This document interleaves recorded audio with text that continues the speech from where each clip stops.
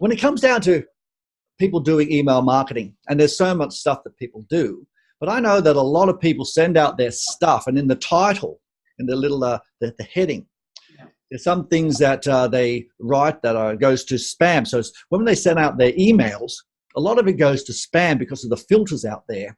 Could you tell us some of the mistakes that people are making in that area and how they could avoid them?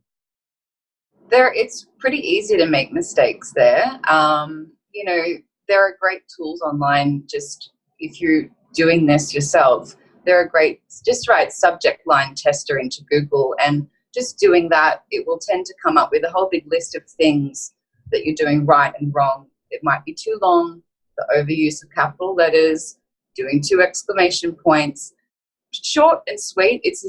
I'm going to touch on this more, but just something clever is the way to go, rather than just making it too long, just getting a little bit greedy with it. And I would absolutely recommend A/B testing. So sending out a test to a small amount of your database, or just testing which subject lines get better open rates and going with that one. Okay, I'm just going to recap on that a little bit. So someone can go onto Google and type in, you said, what was it called? A tester? A subject line tester. And usually there's a couple that come up. And you can just pop in any old subject line in there and just say, tell me what's wrong with it, and it will come up, and it will sort of score it usually. Okay. So that's a subject line tester. So that's a golden nugget. Gee whiz, guys, isn't that good? So before you send your emails out, go into Google and go into a subject line tester. Best 2 minutes, because all that great content you put inside it might not even be seen because the subject line's a little bit subpar, and it's a shame to have all that great content inside wasted on a average subject line. So an average subject line will actually have 2 things. It'll either go to spam or it'll have poor engagement. Is that right? Yeah, exactly. Okay, so there you go, guys. Write that down. I mean, we just left now. You've got something to do.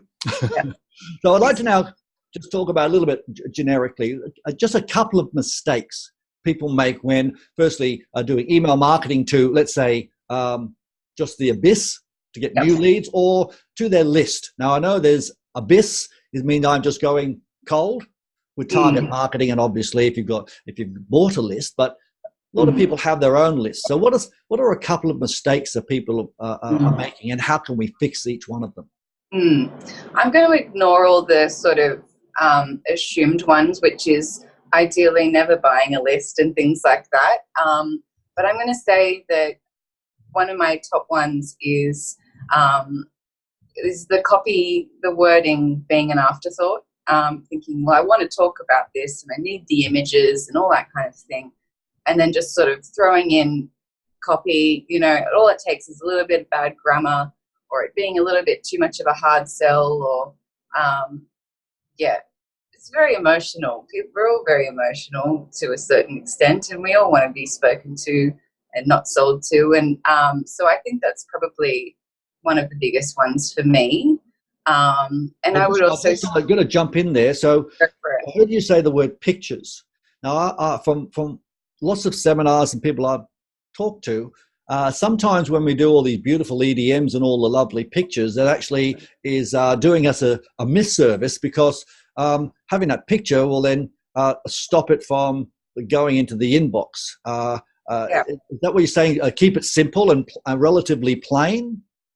Yeah, I mean, I've been doing graphic design for 10 years, so I love a pretty email, but I feel as though for my fashion clients, it's absolutely necessary. Whereas for lead generation and following up, creating relationships, I feel as though there is far more conversion rate and engagement with it just suits an email with just some good solid copy that is well laid out and not too over the top, and just well formatted is far more effective in my experience than an overly designed email that looks like it's sent to everyone.